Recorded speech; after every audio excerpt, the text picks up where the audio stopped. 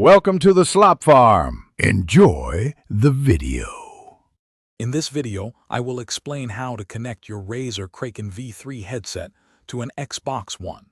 It's important to understand the different connection types available for your specific Kraken V3 model.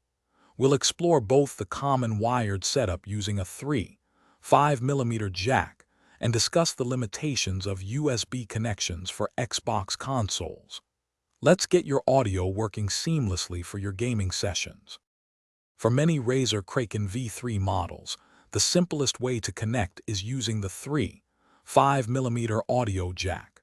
Just plug the headset's 3.5mm cable directly into the port on your Xbox One controller. Make sure your controller has the latest firmware update for the best experience. You can then easily adjust your game and chat audio levels through the Xbox Guide menu. While some Razer Kraken V3 models feature a USB connection, it's crucial to know that the Xbox One does not natively support USB audio for most third-party headsets.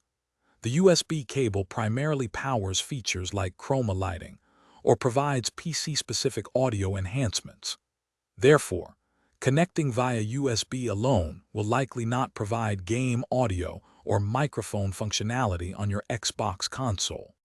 If you're experiencing issues, first confirm your specific Razer Kraken V3 model has a 3.5mm audio jack.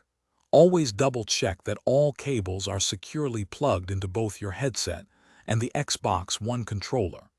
Keeping your controller's firmware updated is also key for proper headset detection and functionality. Enjoy clear audio and communication during your gaming. Thanks for watching. Consider subscribing if we helped you today.